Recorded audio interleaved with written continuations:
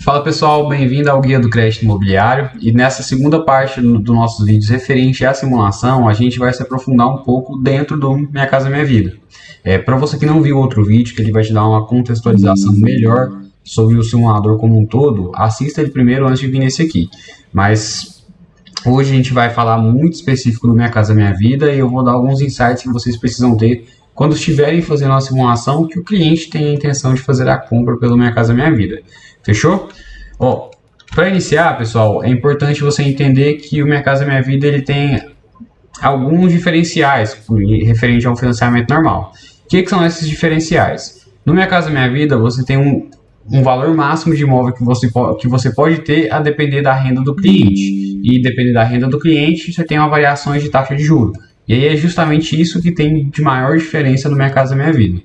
Trouxe a tabela aqui referente a como que funciona esses limites de imóvel e essas faixas de renda que o cliente pode ter. Então, na primeira tabela aqui, a gente vê referente aos tetos máximos de valor de imóvel. Então, aqui a gente pode ver que fala referente à cidade de Goiânia, cidade de Aparecida e algumas outras também que são em torno, tá? E aí, como que funciona a divisão de tetos dos imóveis? A gente tem três divisões, que é os tetos de imóveis de faixa 1 e faixa 2. A gente tem a divisão de acordo com os imóveis do faixa 3 e tem a divisão de acordo com os imóveis faixa 4. Quando que eu sei que eu uso um valor de imóvel ou outro? Aí a gente vem para a segunda tabela, que é referente às rendas. Então, o que isso aqui indica? Aqui está indicando que imóvel em Goiânia, se tiver enquadrado no faixa 1 e 2, o teto dele é 255. Então, quando que o cliente tem essa capacidade de entrar dentro do faixa 1 e faixa 2 para um imóvel de até 255? Quando ele estiver enquadrado nessas rendas aqui. Então, a gente tem o faixa 1 e faixa 2, que são rendas de R$0 até renda de R$4.700. Então, quando o cliente tem uma renda de até R$4.700 ou R$4.700, ele vai estar dentro desses tetos aqui, que é o faixa 1 e faixa 2. Então, o valor máximo de imóvel para ele conseguir essa mesma taxa de juros aqui que está presente de acordo com a renda dele, ele tem que ter uma renda no máximo até 4.700. E aí aqui a gente continua na tabela. A gente tem os tetos referentes a imóveis do faixa 3, que são aqui imóveis até 350 mil em todas as cidades, tá? Isso aí a gente tem um teto nacional hoje, que é basicamente clientes que ganham de 4.700 até 8.600. Então, quando o cara ganha de 4.700 até 8.600, ele quer comprar um imóvel com essa taxa de juro, ele teria que ter um imóvel máximo de 350 mil. E, um exemplo, um cara que ganha 4.700, ele pode comprar um imóvel de 350 mil? Pode. Só que a partir do momento que ele compra um imóvel superior ao teto que a faixa dele permite, a taxa de juro dele vai ser como se fosse uma taxa de juros de um imóvel de 350 mil.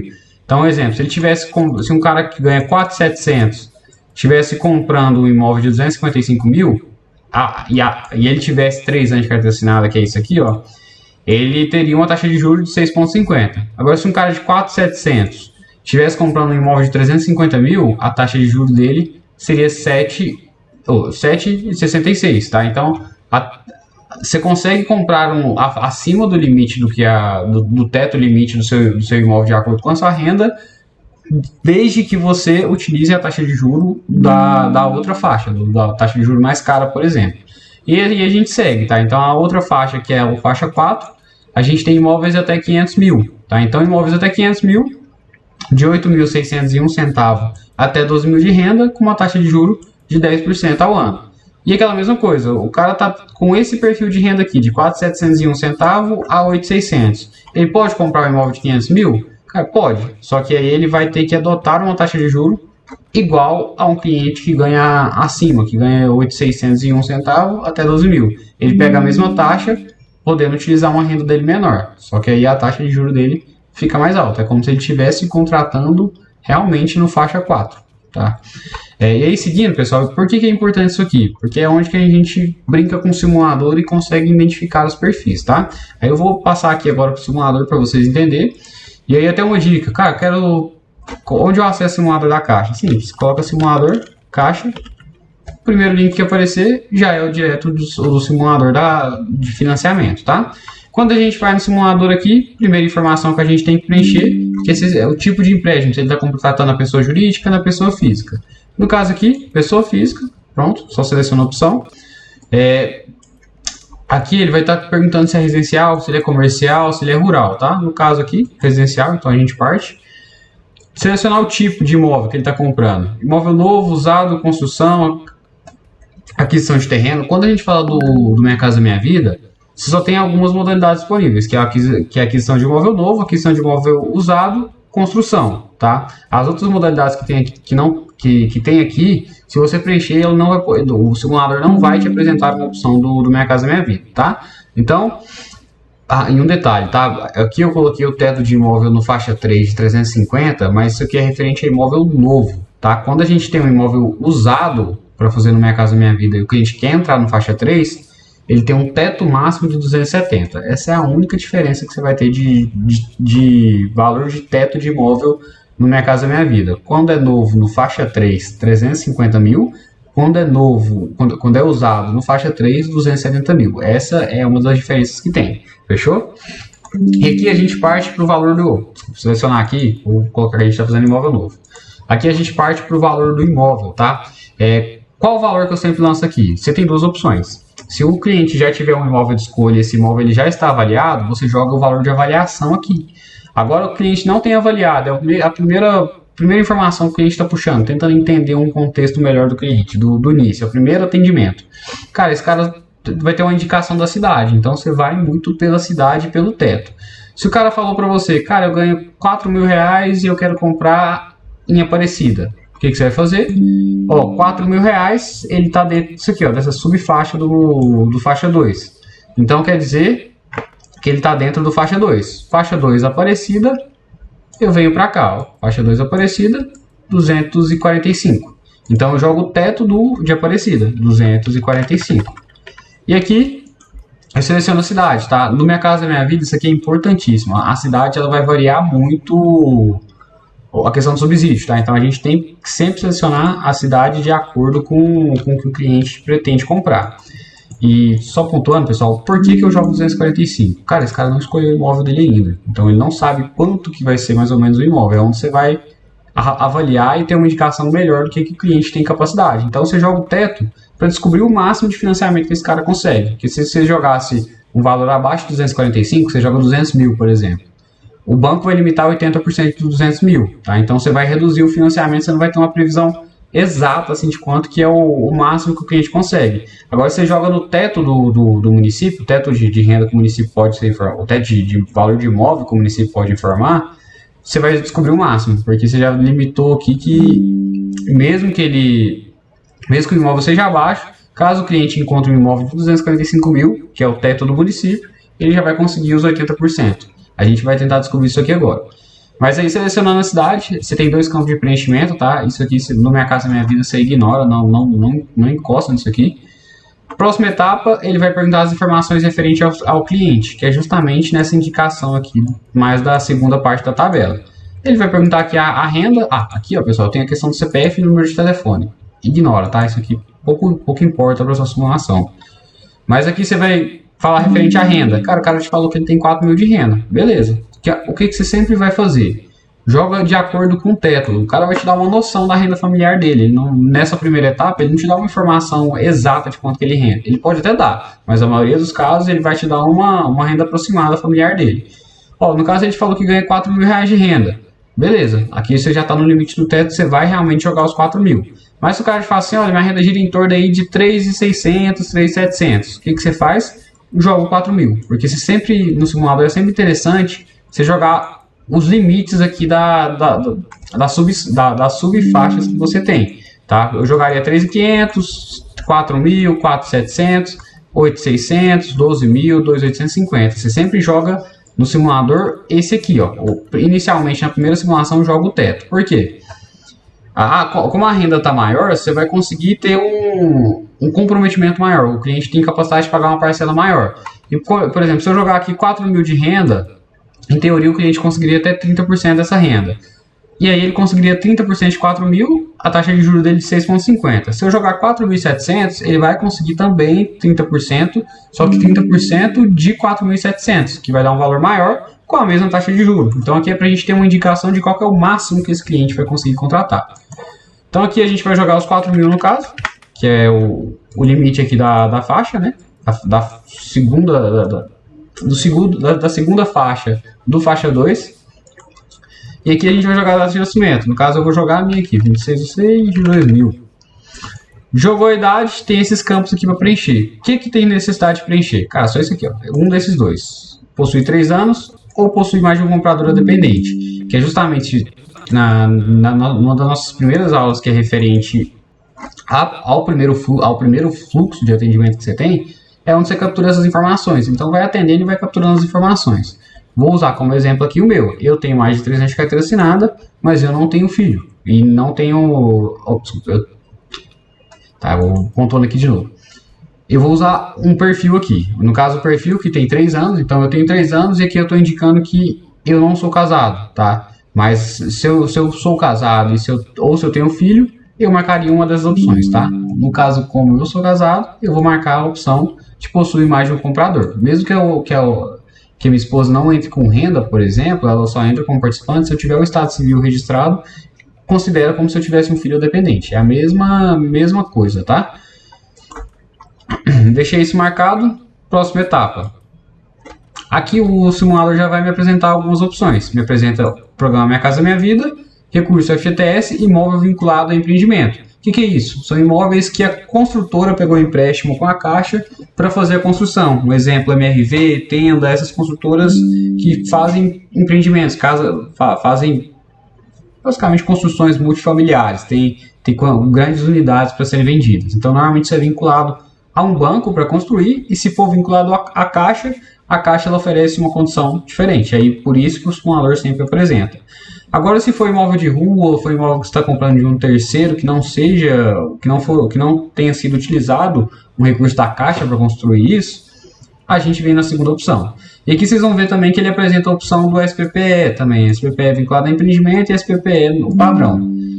Eu uso eles sempre que o cliente tem o direito de usar o Minha Casa Minha Vida, não, tá? Use sempre Minha Casa Minha Vida, porque é a condição que você vai conseguir a melhor, tá? Você vai conseguir a melhor taxa de juros, a melhor condição de financiamento, a melhor parcela, então sempre no Minha Casa Minha Vida. Aqui eu vou considerar que a gente está fazendo a compra de um imóvel que não seja de empreendimento, tá? Que seja um imóvel de rua, estou comprando uma casa.